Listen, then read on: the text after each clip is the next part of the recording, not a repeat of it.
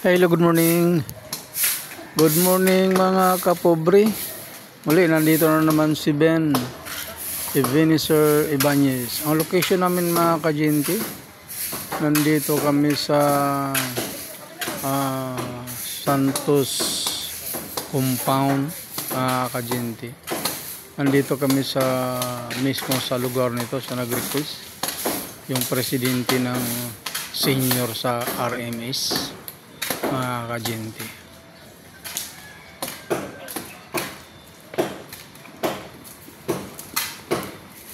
Ito yung pangalawang grupo ng kaminero na hawak ni Hippie Danny Terrio Cruz, no? Ito yung grupo, yung isa nandito naka-antabay dito sa nag-trimming o taga-putol. Tapos yung pangalawang grupo nagkakanal mga kapobre. Ito sila mga kajente, yung tupad dito mga kajente, yung mga tupad ni Kong Eric Martinez at saka ni Doc Kat Martinez. Ito yung sinasabi nilang tupad mga kajente, mga kapobre. Ayan, nandun na si Jerry Ortiga. As usual, nandun pa rin siya mga kajente kasi siya talaga yung mahilig o magaling mag-akyat mga kapobre. Kahit si Jerry may edad na, nagpakita pa rin sa dedikasyon, no, sa kanyang trabaho, naka-desire sa kanyang trabaho mga kajente. Yan si Jerry Ortiga ng RMS Bill.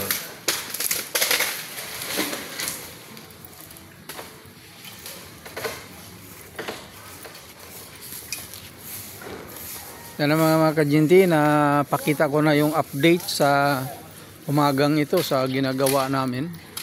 Ito yung bahay ng presidente ng senior ng RMS Homeowners Association, no? Presidente siya mga kajinti ng mga senior, pero hindi siya presidente ng Homeowners Association mga kajinti ng RMS.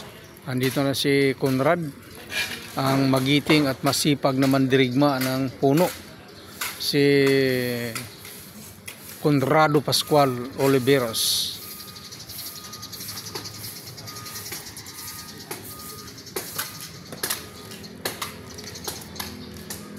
Kaya mga kajinti, habang ako ipapalabas papunta doon sa labasan mga kajinti, bilis-bilisan ko yung paglakad para maipakita ko rin yung gumagawa doon sa kanal mga kajinti, kasi magkalapit lang ito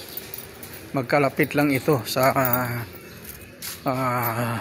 lugar kung nasaan yung trimming at siya nagkakanal mga kajinti. Sa grupo naman yung nagkakanal ni Gingging Mendoza, nandoon yung mga tupad mga kapobre. Kaya mga kapobre, nakita na natin sila doon sa unahan habang ako naglalakad. Mga kapobre, ang ginagamit kong pagbibideo ay itong cellphone lamang na mumurahin, no? Cellphone lamang mga kajinti na mumurahin na inasimbol ng Pinoy. Yan, nandito na ako mismo mga kapobre, no? Dito sa lugar na to. Mamaya magpaliban ako sandali sa dalawang grupo ito kasi pupuntahan ko yung maintenance kong gamot andun sa clinic ni Dr. Sinita at yung ibang gamot nandun sa center ng Kabatuhan, Sitio Kabatuhan Health Center.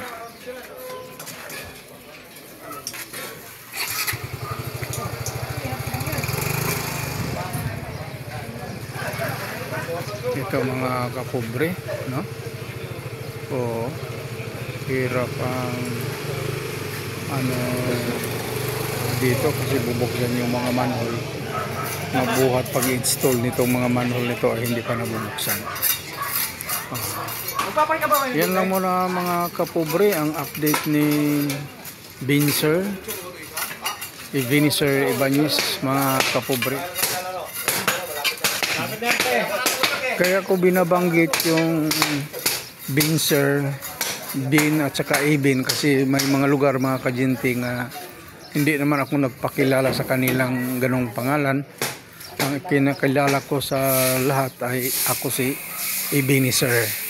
Kaso lang yung may ibang mga lugar ko napuntahan mga kajinti na hindi ako kilala sa pangalang Ben, Binser o Iben kasi sila yung kusang tumatawag sa akin yan mga kajinti. Kusa silang nabuo sa kanilang pag-iisip na gayon ang itawag ko for short, Ben, Binser o kaya Iben. Pero nandoon pa rin siya mga kajinti sa isang kabuuan na aking pangalan, Ebenezer Ibanez.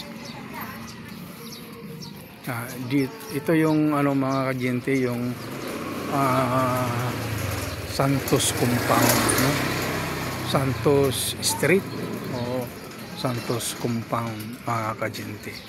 Ito yung mga landmark na makikita nito, itong gusali na to, ano, saka yun, at saka may basketball court dito na half court o ito. Tapos dito ito sa harap din ng gusaling ito. Yan lang muna mga kajinti ang update ni Ebenezer Ibanez. Muli magandang umaga, magandang araw saan man tayo naroroon at God bless sa ating lahat. We love you all. Bye bye.